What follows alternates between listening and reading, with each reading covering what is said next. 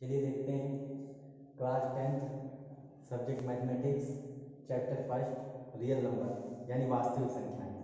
तो इस चैप्टर में हमें वास्तविक संख्याओं के बारे में पढ़ना है। तो वास्तविक संख्या समझने से पहले ठीक हम नंबर सिस्टम यानी संख्या पद्धति समझ लेते हैं कि संख्या पद्धति होता क्या है। ठीक, तो यहाँ पे देखिए हेडिंग डाला गया है नंबर सिस्टम यानी संख्या पद्धति।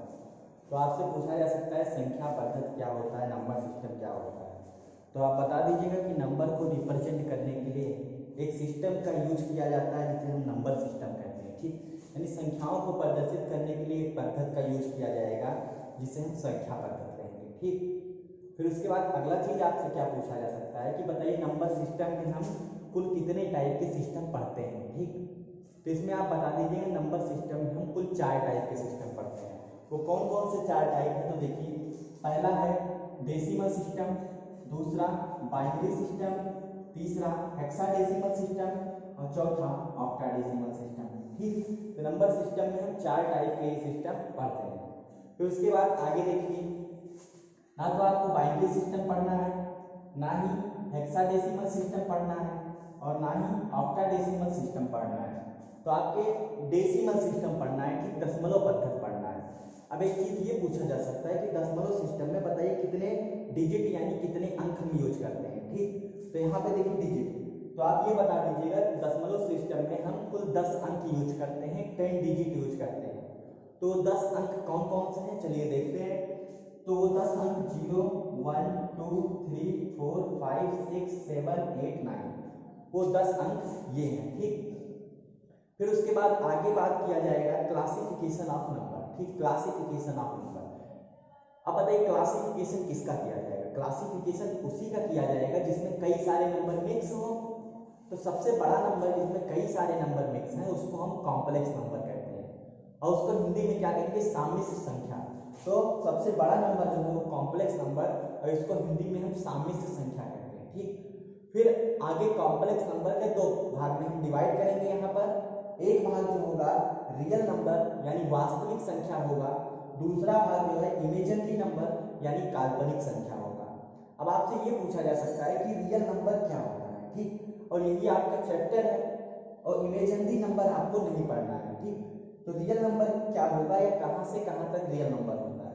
तो रियल नंबर के समुच्चय को कैपिटल आर से प्रदर्शित करते हैं और रियल नंबर जो है वो माइनस इनफाइनाइट से प्लस इनफाइनाइट के बीच का नंबर होता है। ठीक, फिर उसके बाद इमेजिनरी नंबर क्या है, तो आई जो है वो एक इमेजिनरी नंबर है जिसका मतलब होता है आयोटा और इस आई की वैल्यू जो होती है वो अंडर रूट के अंदर -1 होती है। अगर हम इसके दोनों पक्षों का वर्ग कर दें तो आई स्क्वायर बराबर हमको -1 मिल जाएगा। एक बार और अगर हम स्क्वायर कर दें यहाँ पर तो आई की पावर 4 इक्वल टू क्या मिल जाएगा, 1 मिल जाएगा। ठीक, तो ये है इमेजिनरी नंबर और ये है रियल नंबर यानी वास्तविक संख्याएं। अब हम क्या करते हैं, वास्तविक संख्या समझते हैं। तो वास्तविक संख्या को 2 भागों में हम डिवाइड करेंगे यानी टाइप्स ऑफ रियल नंबर। ठीक, तो यहाँ पे देखिए पहला चीज इसमें है डेसिमल यानी दशमलव, दूसरा जो है इंटीजर यानी पूर्णांक। तो डेसिमल के 2 पार्ट होंगे। ठीक, ये टाइप्स की जगह आप यहाँ पे पार्ट भी कर सकते हैं, पार्ट ऑफ रियल नंबर। ठीक, तो पार्ट ऑफ रियल नंबर की 2 पार्ट होंगे, एक डेसिमल दूसरा इंटीजर। तो पहला हम डेसिमल पढ़ते हैं कि दशमलव क्या होता है। ठीक, तो क्लासिफिकेशन ऑफ डेसिमल यानी दशमलव का वर्गीकरण देखते हैं। तो इसमें पहला डेसिमल, पहला जो है वो टर्मिनेटिंग डेसिमल, टर्मिनेटिंग डेसिमल को हिंदी में कहते हैं शांत दशमलव। ठीक, टर्मिनेटिंग डेसिमल का मतलब शांत दशमलव। ये अब बताइए यहाँ पे टर्मिनेटिंग का मतलब होता है जिसे समाप्त किया जा सके। ठीक, जो समाप्त हो जाए उसको हम क्या कहते हैं, टर्मिनेटिंग कहते हैं। ठीक, तो टर्मिनेटिंग का मतलब ध्यान रखिएगा। जैसे देखिए एग्जांपल में देखिए 0.348 यहाँ पे क्या है, डेसिमल यानी दशमलव के बाद अंकों की संख्या निश्चित है। तो ये क्या है, ये टर्मिनेटिंग डेसिमल है। ठीक, ये समाप्त हो गया है, कुछ निश्चित अंकों के बाद क्या है, यहाँ पे दशमलव के बाद कुछ निश्चित अंक ही आए हैं। ठीक, इसीलिए इसको हम टर्मिनेटिंग डेसिमल कहेंगे। 0.125 क्या है, एक टर्मिनेटिंग डेसिमल है। तो टर्मिनेटिंग डेसिमल यानी शांत दशमलव का मतलब क्या है कि अगर दशमलव के बाद अंकों की संख्याएं अगर निश्चित है तो उसको हम कहेंगे कि वो शांत दशमलव है। ठीक, शांत दशमलव। जैसे यहाँ पे 0.2 2 4 5। यहाँ पे देखिए दशमलव के बाद अंकों की संख्याएं निश्चित है, तो ये शांत दशमलव है। ठीक, फिर उसके बाद में मान लेते हैं 0.4217। दशमलव के बाद अंकों की संख्याएं निश्चित है। ठीक, तो ये शांत दशमलव है। तो शांत दशमलव का मतलब कि अगर पॉइंट के बाद जो नंबर है वो कुछ निश्चित नंबर ही आए, पॉइंट के बाद कुछ निश्चित अंक ही आए, ठीक, तो उसको हम कहेंगे कि टर्मिनेटिंग डेसिमल है। टर्मिनेटिंग का मतलब जिसको समाप्त किया जा सकता है। ठीक, तो ये चीज आप ध्यान रखिएगा।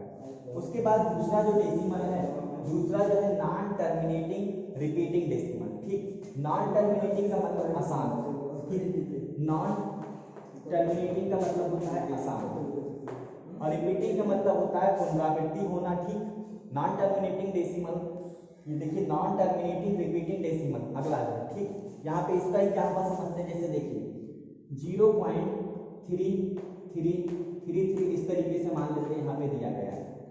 अब यहाँ पे बताइए दशमलव के बाद अंकों की संख्याएं जो है, ठीक, वो निश्चित नहीं है, तो ये है नॉन टर्मिनेटिंग। ठीक, कि मतलब दशमलव के बाद अंकों की संख्याएं इसमें निश्चित नहीं है, तो इसको हम नॉन टर्मिनेटिंग या अशांत कहेंगे। लेकिन रिपीटिंग का मतलब देखिए दशमलव के बाद 3 बार बार आ रहा है, ठीक, तो इसको हम रिपीटिंग कह देंगे। ठीक, तो इसका मतलब ये कौन सा डेसिमल है, नॉन टर्मिनेटिंग है लेकिन रिपीटिंग है। मतलब दशमलव के बाद अंकों की संख्याएं खत्म नहीं हो रही हैं, लेकिन क्या है, बार बार रिपीट कर रहा है, तो इस दशमलव को हम नॉन टर्मिनेटिंग और रिपीटिंग डेसिमल कहेंगे। ठीक, जैसे एक और एग्जांपल लिखते हैं 0.425425। ठीक, ये देखिए, तो यहाँ पे दशमलव के बाद क्या है, अंकों की संख्याएं निश्चित नहीं है।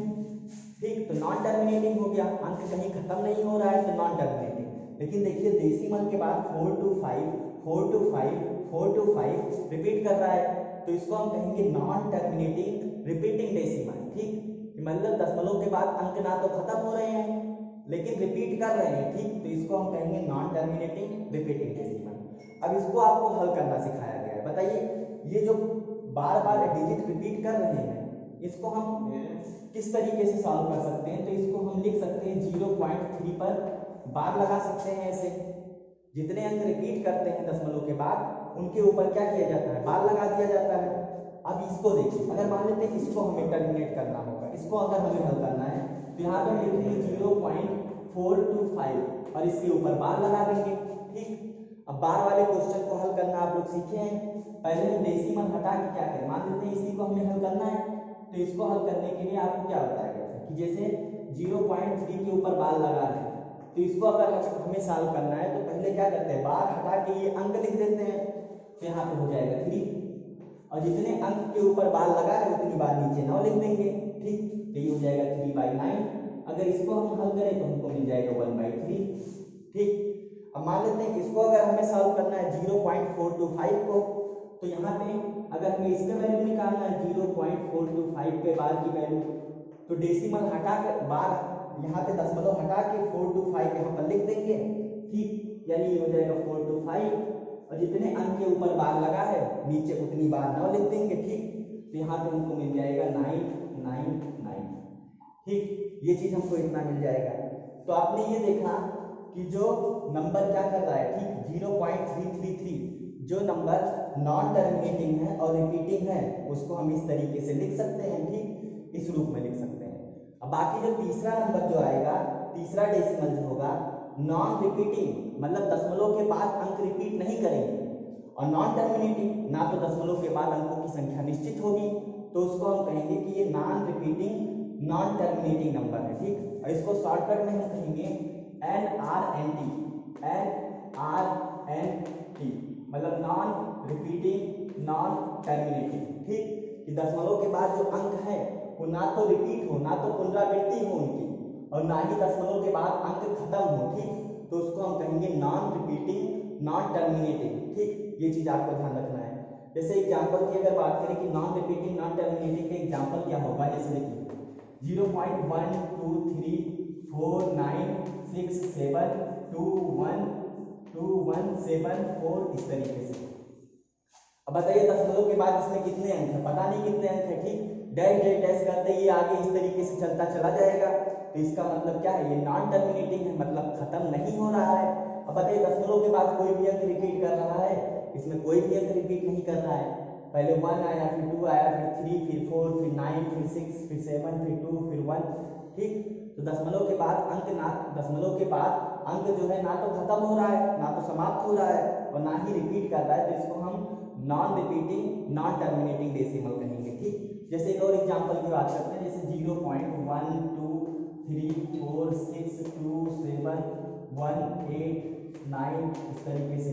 इसमें भी दशमलव के बाद अंक जो है ना तो रिपीट कर रहे हैं और ना ही टर्मिनेट हो रहे हैं, खत्म हो रहे हैं। ठीक, तो इसको भी हम non repeating non terminating decimal कहेंगे। ठीक, तो क्लासिफिकेशन ऑफ डेसिमल में आपने देखा कि डेसिमल 3 टाइप के होगा।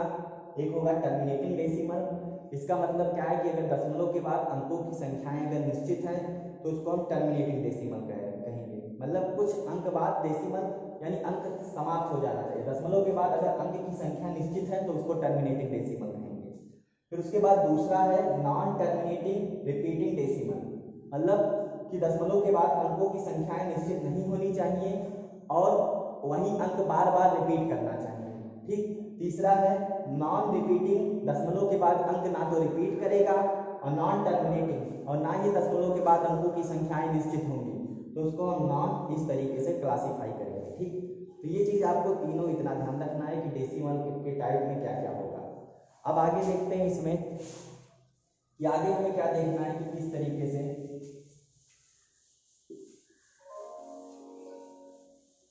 तो देखिए यहाँ पर हमने देख लिया कि डेसिमल कितने टाइप के होते हैं। तो बताइए अगर मान लेते हैं हमें इसको हल करना, इसको हम देखें 0.33 इस टाइप के क्वेश्चन को अगर सॉल्व करने के लिए तो इसको किस तरीके से सॉल्व करेंगे। तो बताइए क्या ये जो डेसिमल है इन सभी को हम हटा सकते हैं या किसी दूसरे नंबर में कन्वर्ट कर सकते हैं कि नहीं। तो इसमें देखिए 0.3 पे आप इस तरीके से बार लगा के इसको लिख सकते हैं, और बार वाले क्वेश्चन को हल करने के लिए बताया गया है। ठीक, पहले बार दशमलव हटा के लिख दीजिए, यहाँ हो जाएगा 3, और जितने अंक के ऊपर बार हो उतनी बार 9 लिख दीजिए, तो ये आ जाएगा 1/3। अब देखिए 1/3 है क्या, 1 यहाँ पर एक जो है पूर्णांक है और 3 भी क्या है पूर्णांक है। ठीक, तो यानी ऊपर आपको एक इंटीजर मिला, नीचे भी एक क्या है इंटीजर मिला। फिर उसके बाद आगे देखिए, जैसे यहाँ पे अगर बात किया गया था अगला एग्जाम्पल 4 to 7 इस तरीके से था। अगर इसको हल करना है, ठीक, तो इसको हल करने के लिए इसका वैल्यू कितना होगा 4 to 7 डिवाइडेड बाई 999, क्योंकि आप क्या करेंगे 0.4 to 7 के ऊपर बार लगाएंगे तो इतना वैल्यू आपको मिल जाएगा। अब ये क्या है, ठीक, ये ऊपर इंटीजर है और नीचे भी एक इंटीजर, ऊपर पूर्णांक नीचे पूर्णांक। ठीक, तो यहाँ पे ये आपको मिला।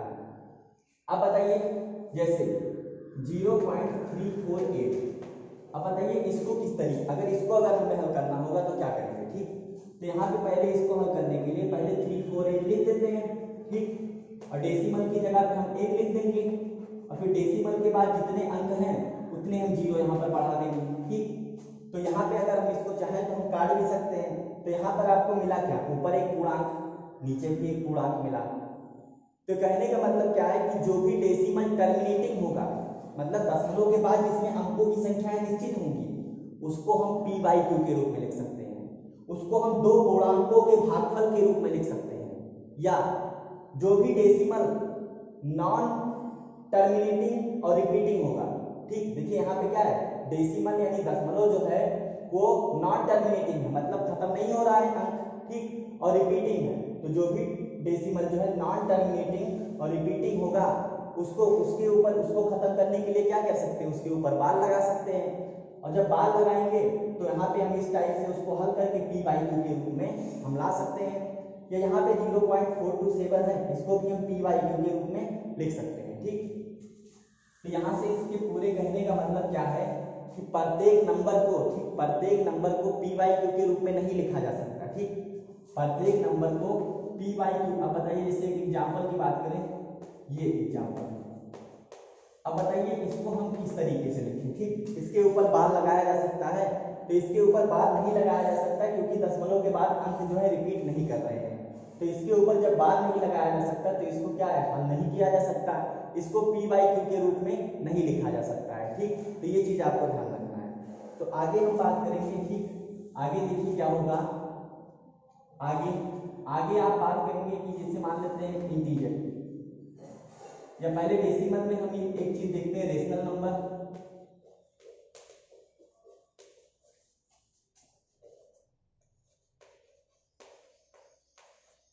दूसरा जो होगा वो irrational number.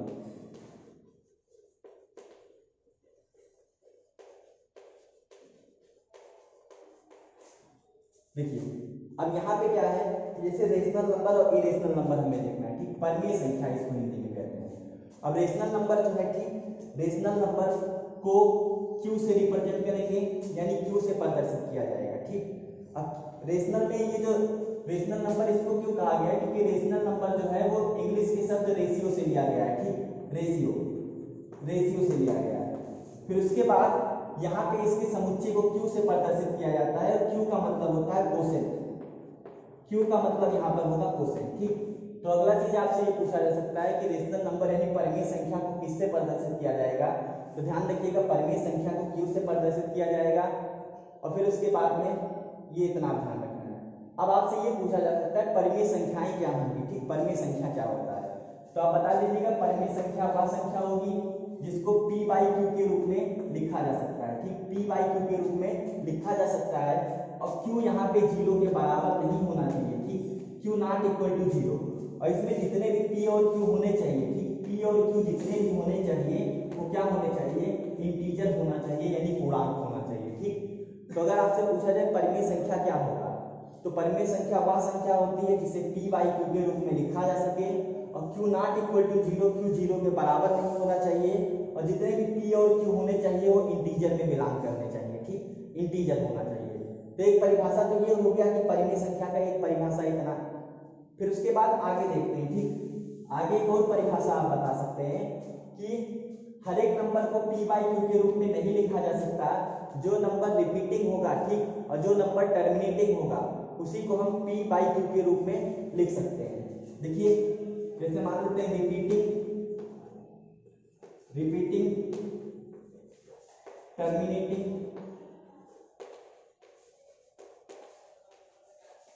Number can be written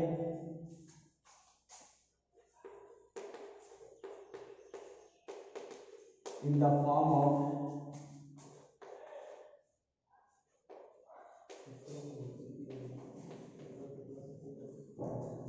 of p by q, ठीक।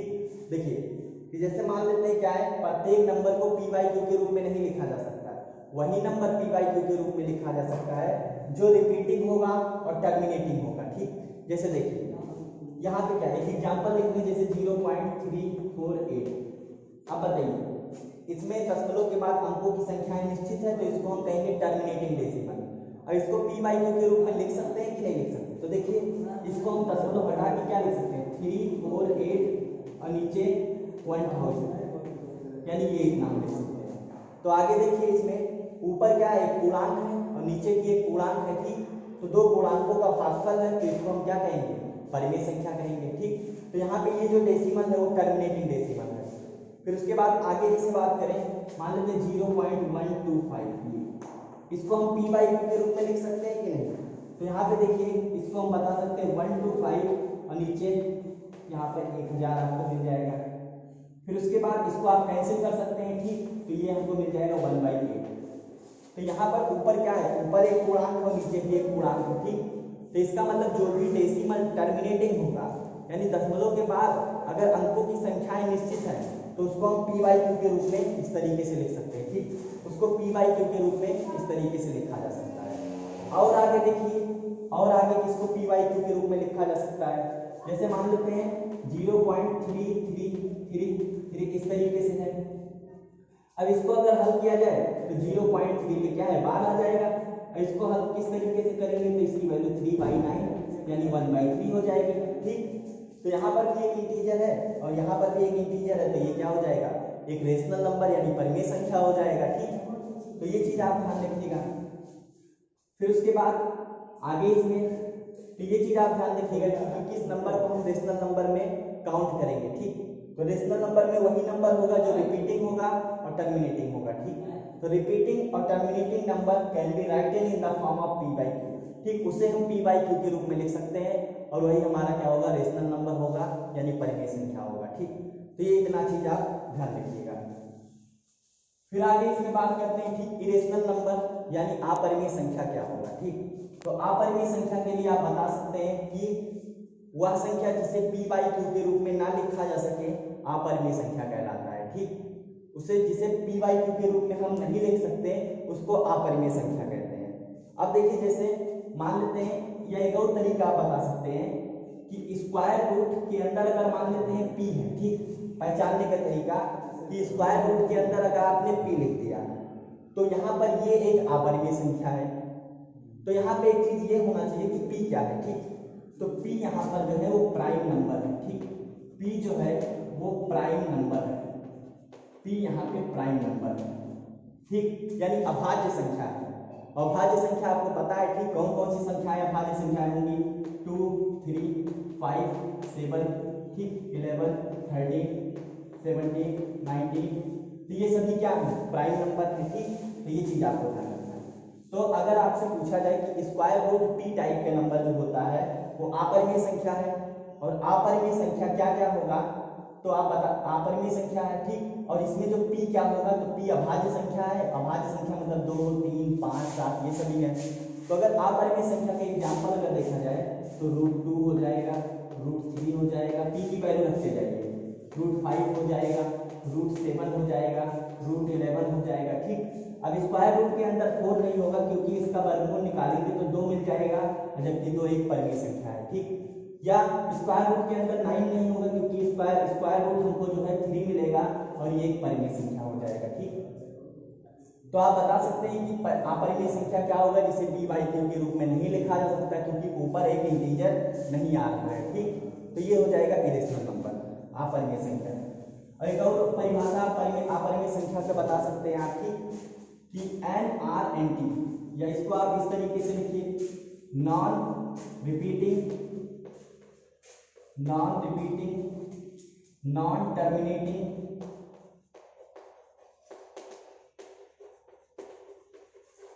Number are called irrational number.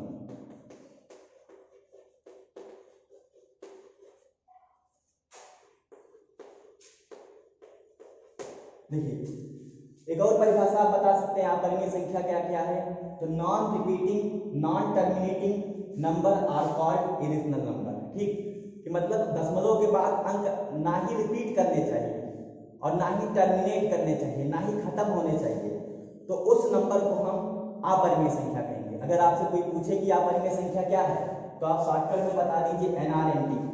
ठीक, NRNT को ही हम अपरिमेय संख्या कहते हैं। ठीक, NRNT का मतलब नॉन रिपीटिंग, नॉन टर्मिनेटिंग। ठीक, दशमलव के बाद जो है अंक ना तो रिपीट करने चाहिए और ना ही समाप्त होने चाहिए। जैसे एग्जांपल की बात करें 0.14327129 ये चीज देखिए, तो दशमलव के बाद इसमें क्या है, कोई भी अंक जो है वो रिपीट नहीं कर रहा है और ना ही ये समाप्त हो रहा है। ठीक, तो इसको हम कहेंगे कि ये अपरिमेय संख्या है। एक और एग्जांपल देखते हैं 0.314266189234 इस तरीके से, तो ये भी क्या है, अपरिमेय संख्या है। ठीक, तो अपरिमेय संख्या आप बता सकते हैं कि यदि दशमलव के बाद अंक जो है ना तो रिपीट कर रहे हैं और ना ही समाप्त हो रहे हैं तो उसको हम कह देंगे कि ये क्या है, अपरिमेय संख्या है। ठीक, तो ये चीज आपको ध्यान रखना है कि परिमेय संख्या क्या होगा और अपरिमेय संख्या क्या होगा। ठीक, फिर उसके बाद आगे देखिए, जैसे कुछ लोग कंफ्यूजन रहता है कि पाई और 22/7 में। ठीक, तो यहाँ पे देखिए क्या होगा कि pi is an irrational number. ठीक, पाई जो है एक अपरिमेय संख्या है जबकि 22/7 इज ए रेशनल नंबर।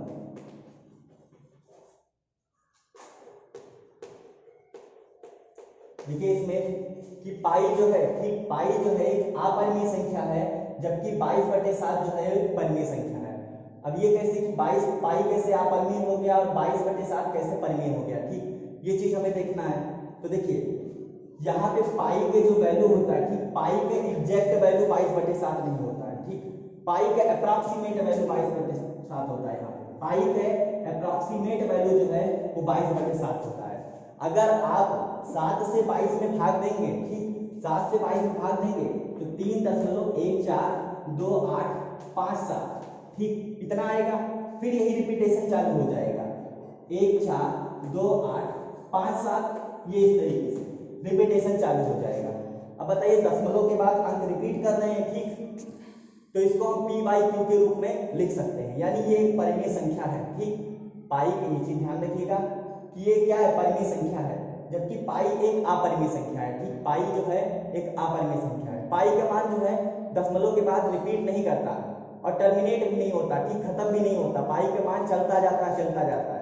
अब पाई के मान के जो इतनी मोटी मोटी किताबें आती हैं, ठीक, इतनी मोटी मोटी किताबें, जो भी इंसान पाई के जितना ज्यादा मान दशमलव के बाद जितने अंक तक जितना ज्यादा मान याद रखता है उसको मेमोरी किंग की उपाधि दी जाती है। जैसे भारत के मेमोरी किंग जो है वो कृष्ण चहल है, उन्होंने दशमलव के बाद 43,000 अंकों तक पाई का मान याद किया हुआ है, ठीक। तो अब तो क्या है 75,000 अंकों तक क्या है पाई का मान याद किया जा चुका है। तो अगर आप उससे ज्यादा याद कर पाइए तो अगले मेमोरी किंग आप हो जाएंगे, ठीक। तो ये चीज ध्यान रखना है कि पाई क्या है और 22/7 क्या है। तो 22, अगर 22 में हम 7 से भाग दें तो 6-7 अंकों के बाद रिपीटेशन चालू हो जाता है। अगर रिपीटेशन चालू हो जाता है तो उसको हम p/q के रूप में लिख सकते हैं, जबकि पाई के मान में ऐसा कुछ नहीं होता है, ठीक, ये चीज आप ध्यान रखिएगा। अब आपसे ये पूछा जा सकता है कि आप अपरिमेय संख्या के समुच्चय को किससे प्रदर्शित करते हैं, तो अपरिमेय संख्या के समुच्चय को हम कैपिटल T से प्रदर्शित करते हैं, तो ये चीज ध्यान रखिएगा, ठीक। इरेशनल नंबर के सेट को हम कैपिटल T से प्रदर्शित करते हैं, ठीक। तो ये इतना था कि रियल नंबर क्या होगा। फिर उसके बाद आगे देखते हैं कि अगर हम ये माने कि रियल नंबर क्या होगा, ठीक, तो अगर आप देखिए रियल नंबर आप मान सकते हैं कि जो रियल नंबर बराबर होगा, ठीक, वो रेशनल और यूनियन और इरेशनल, ये चीज कि रियल नंबर जो है वो दो ही नंबर से मिलकर के बना है, एक जो है वो रेशनल नंबर और एक जो है इरेशनल नंबर, ठीक, यानी एक परिमेय संख्या और एक अपरिमेय संख्या। तो अगर दोनों संख्याओं को मिला दिया जाएगा तो पूरा का पूरा हमको क्या है वास्तविक संख्याएं मिल जाएगी। इस सिंबल का मतलब ये यू है, यू का मतलब यूनियन, यूनियन मतलब संघ, संघ मतलब सभी को मिला दिया जाए, ठीक। तो यानी रियल नंबर जो है वो रेशनल और इरेशनल नंबर से मिलकर के बना होता है, ठीक। तो ये चीज आपको इतना ध्यान रखना है। अब आगे इसमें हम बात करते हैं, जैसे कभी कभी पूछ लेता है कि दो नंबर के बीच में रेशनल नंबर बताइए, 3 रेशनल नंबर बताइए, 4 बताइए, ठीक। तो आगे देखिए इसमें रेशनल नंबर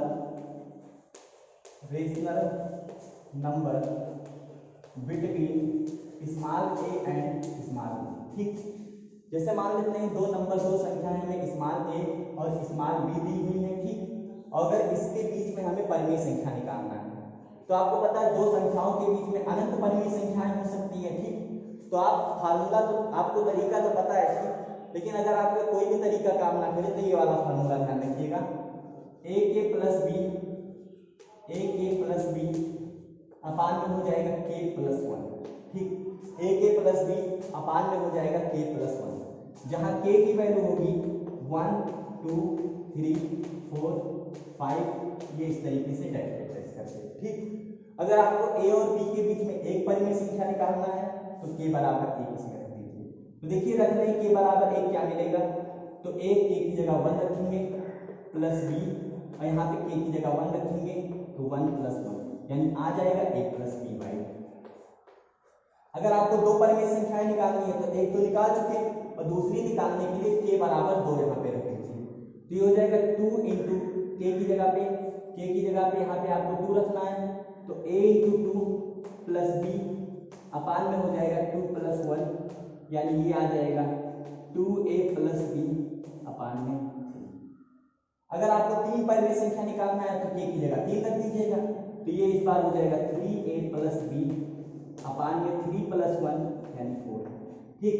तो इस तरीके से a और b के वैल्यू अगर दिया है तो आप क्या कर सकते हैं, कई सारी परिमेय संख्याएं a और b के बीच में निकाल सकते हैं, ठीक। फिर उसके बाद आगे देखते हैं, कभी कभी ये भी पूछ लिया जाता है कि दो संख्याएं दी गई हैं तो उनके बीच अपरिमेय संख्या निकालिए, ठीक। तो irrational number irrational number between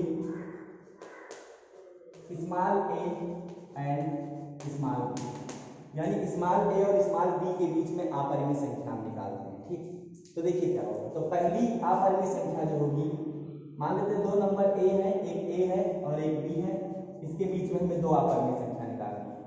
तो मान या कुछ भी मान लेते हैं, जैसे एक पहली अपरिमेय संख्या होगी square root of A B, दूसरी अपरिमेय संख्या होगी cube root of A B, तीसरी अपरिमेय संख्या होगी fourth root of A B. इस तरीके से आगे फिफ्थ रूट, सिक्स्थ रूट, ये इस तरीके से आप निकाल सकते हैं। जैसे क्वेश्चन की बात करें, मान लेते हैं कह रहा है कि 2 और 3 के बीच में, 2 और 3 के बीच में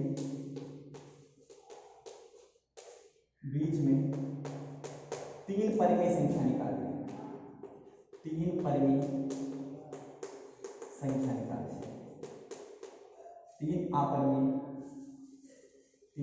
अपरिमेय संख्या निकालें। तो चलिए देखते हैं कैसे लगाएंगे इसको। तो a बराबर मान लीजिए 2, b बराबर मान लीजिए 3। तो 2 और 3 के बीच में पहली अपरिमेय संख्या square root of A B, ये होता है फार्मूला, तो पहली हो जाएगी 2 × 3 यानी स्क्वायर रूट के अंदर 6। अगर आपको दूसरी परिमेय संख्या निकालनी है तो ये फार्मूला होगा cube root of A B यानी क्यूब रूट ऑफ 2 × 3 यानी क्यूब रूट ऑफ 6।